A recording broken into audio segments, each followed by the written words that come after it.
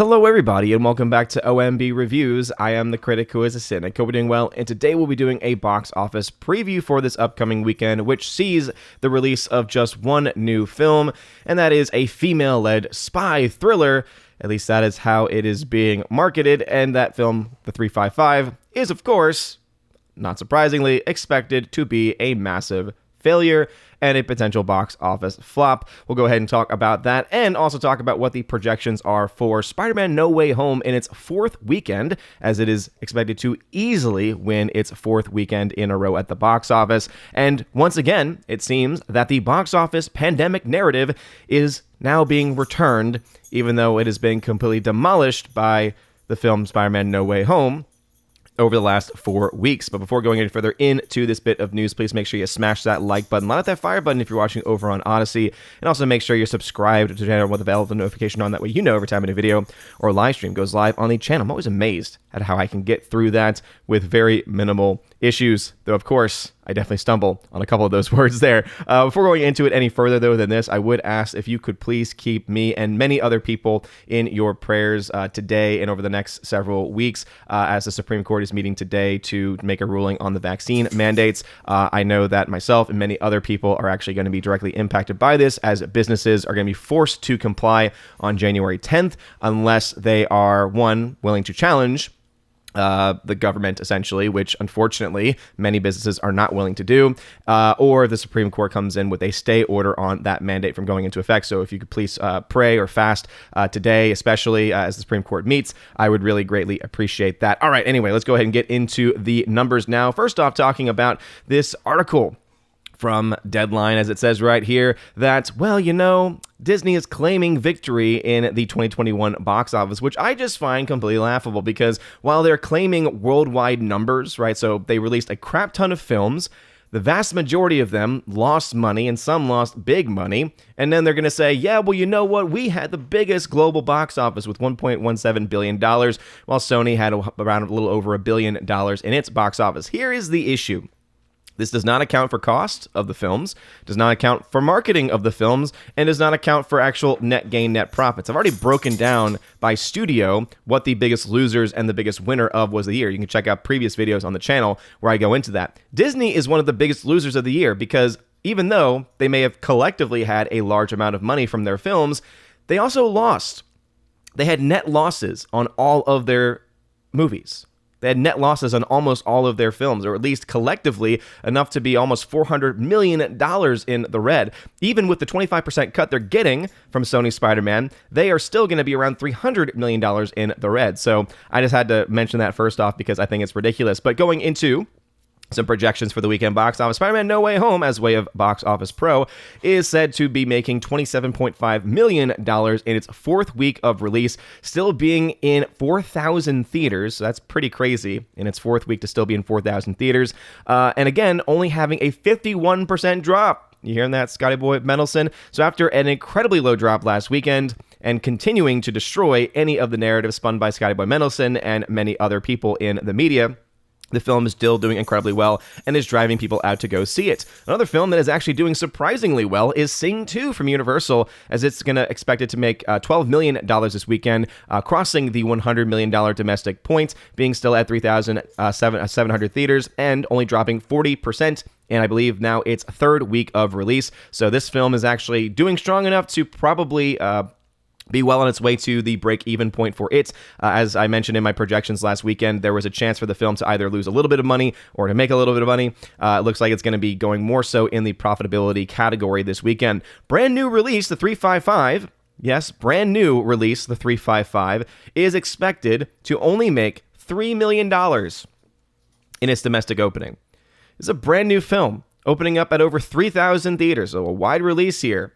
It is expected to come in well below Sing 2 in its third week, barely over The Kingsman, which has not been doing well financially, in its third week of release, and is even going to be doing marginally better than American Underdog, which, despite positive reviews and a lot of positive comments that I've seen about the film, is still not doing that well financially itself. It's only made $18.6 million domestically. So this film, the 355, brand new, is expected to make almost no money. And the excuse? What excuse do you think they're going to be giving for that? Well, let's go ahead and look at the very well-trusted and authoritative Wikipedia. Now, of course, that Wikipedia does have citations of where they're getting this information from, and I do think that it is still incredibly important to recognize the bias of Wikipedia. Let's go ahead and look at this section right here for box office. It says, in the United States and Canada, the 355 is projected to gross $2 to $7 million from 3,000 theaters in its opening weekend. Variety and Box Office Pro predict the film will underperform at the box office, in part due to its 45-day theatrical window, the ongoing success of Spider-Man No Way Home, and the rising spread of the Omicron variant. Ooh, scary. Well, there it is, everybody. The pandemic narrative is back. The excuses are back. Note how not at any point there is it mentioned of, hey, you know, some people suspect this film is going to underperform and is going to bomb because the concept was built purely on, hey, what if we had a Mission Impossible-like film, but just with women? Again, it's Ghostbusters 2016 all over again. They're using the jumping off point as, hey, what about women? And then trying to build a story from there. Now, I've already gone on to say that there's nothing wrong with strong female characters in movies because, hey, we've got characters like Ripley from the Alien franchise. We've got, even more recently, characters like Alita Battle Angel, right? Badass female characters. The difference is those stories were just stories. They were stories where the character happened to be a female, whereas so many of the modern-day Hollywood films, going all the way back to Ghostbusters 2016, and you can find many other examples before and in between. Ocean's 8, I think, is another great example. The motivation is, hey, let's start off with this premise of just women and then go on from there. The issue is that if you start off with a political motivation, you don't really have a whole lot of place to go. But again, it's just amazing to me that they're even blaming the 45-day theatrical window. Excuse me, this is coming from Universal. You know who else has a 45-day theatrical window? Sing 2. And Sing 2 is still doing pretty well. You know what else has been having to deal with the Omicron variant? Both Spider-Man No Way Home and Sing 2. Both of them seem to be doing okay. So you can see that every single excuse that they have used to try and, basically throw cover for this film does not actually hold up to scrutiny. Does not hold up at all. So maybe, just maybe, they need to start looking in a mirror and say to themselves, wait a minute, maybe it's the concept. Maybe it's that no one's ever heard of the 355 before, because even though the marketing has been there, it's a brand new concept and they have not been selling it very well. Maybe it's because the concept itself is pretty stupid and lackluster and not actually having any teeth to it, because as I said, the basic premise is, hey, what if we had a bunch of spies and they were all women? Again, that is the premise of this film.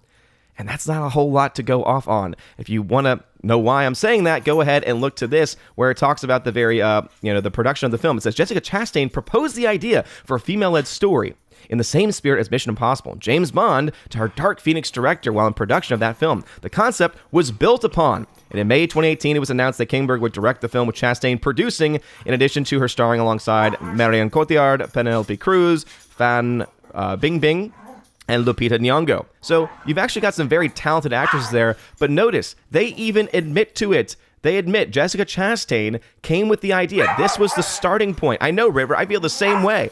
I would be offended on your behalf as well. In fact, I am offended on your behalf. For all the female dogs out there. Anyway, what we see from this, though, is that the concept itself that they built upon, as it says, literally, they built upon this idea. The concept was built upon. What was that concept? Hey, what if we had a female-led film? Like we've never had female-led films before. Again, it's just insane. Not to mention, we actually had a film similar to this as far as, being focused on a spy, literally called Spy. That actually was pretty fun. That actually had a lot of fun in it. It actually featured Jason Statham being Jason Statham, and it was hilarious. It's one of the very few films that feature the likes of some of the actors in that movie that were actually pretty funny. So we've already had some. So it's, again, they act as if these ideas have never happened before. They, again, say, I'm going to propose, hey, what if we had this, but women? And then build upon that idea, and then you end up coming out with complete crap. So much crap, in fact, that even the critical response from Rotten Tomatoes, which I think is incredibly untrustworthy, literally is at 22% from 72 reviews. With an average rating of 4.4 out of 10, with the consensus on the website, which always skews towards these ideas and concepts. And notice how it plays cover. It says, it has a stellar cast, and it's conceptually progressive, but the 355 squanders it all on a forgettable story and unremarkably told. Well, maybe it has no story, and it's unremarkable because of the progressive concept. And how can it really be truly a progressive concept when, again, all that they had at the beginning was, hey, what if we just had a female-led spy film? Hey, let's build on that concept. Let's build on that progressive concept. Well, if you start off with the progressive concept instead of coming out with a, hey, I've got a great idea for a film, and then build on that idea, and the idea is not just about gender or race, guess what? You might actually have a decent story or a decent idea. But the fact that they just don't understand, the fact that they just don't quite get it, just shows you how lost in their own ish they truly are. How wrapped up in their own selves, wrapped up in their own egos they truly are in this way. And obviously, there are going to be critics that are going to be, trying to throw cover for them. It says here, Entertainment Weekly gave a very positive review saying, starry, silly escapism with pop feminist flair and a passport. Ooh, sassy. But again, this film is not being loved by critics at all, though they're going to say, oh, the cast is stellar. And I will agree. Just looking at the cast is pretty good. There's some pretty talented people in that cast. But your story's crap. So before using the excuse of, well, Omicron and Spider-Man No Way Home in 45 days with, 45-day theatrical window before, okay, Sing 2, same studio, $100+ million domestically. No way this film gets that. Spider-Man No Way Home, dealing with, again, 40, I don't know about the domestic or the 45-day theatrical window, but again, that itself is also not really a very good argument because if people want to go see a film, they're going to go see it right away. And that's what Spider-Man No Way Home is showing, and that's even what Sing 2 is showing to some extent as well. But also, both of these films have been dealing with Omicron. Hasn't stopped people from going to see it. So maybe it's that your film and your film idea sucks. Maybe that is the reason why. But anyway, I had to cover this, obviously, because I like doing my box office previews, but also just the excuses being made for this film already on the day of its release are just truly rich and delicious. So anyway, are you going to go see the 355 this weekend? Are you excited? Are you excited for this progressive passport story, whatever that guy said at the very beginning, for escapism with a pop feminist flair? Are you excited for that? Let me know in the comments section down below. And also, are you surprised that Spider-Man No Way Home is continuing to kill it and is well on its way to passing $1.5 billion this weekend and getting ever closer to passing up the likes of Black Panther at the domestic box office and eventually passing up even the likes of Avengers Infinity War as well. So let me know your thoughts down below. If you like this video, smash that like button, light that fire button if you're watching over on Odyssey. You're all amazing and beautiful people. Hope you all have a wonderful rest of your day. And as always, God bless.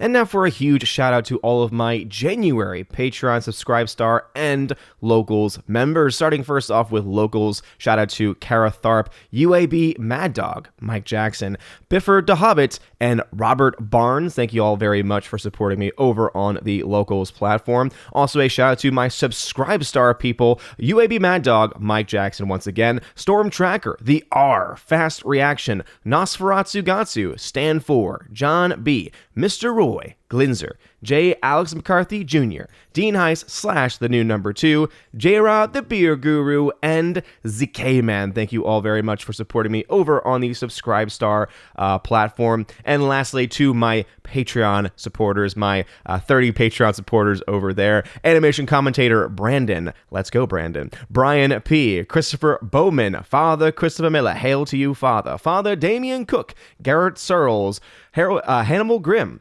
Harold Francis, Inflamed Wood, Jacob Juice, Jeffrey Toon, Joe Horn, Jonathan Carney, Gomer Kyle, 79, Lance, Laura, The Modern Major General Story, Mike Jackson, Mad Mitch Dunaway, Mondo Spieler, Mr. Peabody, On to June, Orange Hat Reviews, Out of Step with Reality, Priscilla Hall, Rosetta Ellen, Stan Andrian, Miss Martin Muses, Theodore Benden, and Tina Bojan, and of course, Tina B, the Empress of the Universe. Thank you all so very much for your love and for your support. And if you want your name shouted out at the end of every live stream and at the end of every video, please make sure that you support me over on a Patreon Subscribe Star or on Locals. Also, you get a ton of other goodies if you support at the Army of Asgard level and above. Starting at the Army of Asgard level, you get access to various giveaways that I do during the month, including various 4K titles. Many of them 4K Steelbook titles, and so if you want access to that, check out the Army of Asgard level on those platforms specifically. You also get access, once you are a Keeper the Bifrost level member, to that, plus a podcast that I do with John the Flick Pick Flickinger, where you actually get to ask us questions, and also, of course, get access to that and the library of previous podcast episodes. We're up to about 33 episodes now that we have been able to do. I think most of those episodes now at this point we've actually done it together, which has been a lot of fun. And of course, you can join at the Chosen of Valhalla live stream, Chosen of Valhalla live stream level, where you get access to not only all of those things, but also you get access to be featured on the channel once a month during the Chosen of Valhalla live stream with the other Chosen members, which is always a lot of fun. Also, during your first month, you get a free t-shirt sent anywhere in the world. You just let me know your size. Let me know the t-shirt that you want from the store over on Teespring or on TeePublic, whichever you prefer, and I will gladly send that out to you if you're at that level. Anyway, you guys are all amazing and beautiful people. Hope you all have a wonderful rest of your day, and as always, God bless.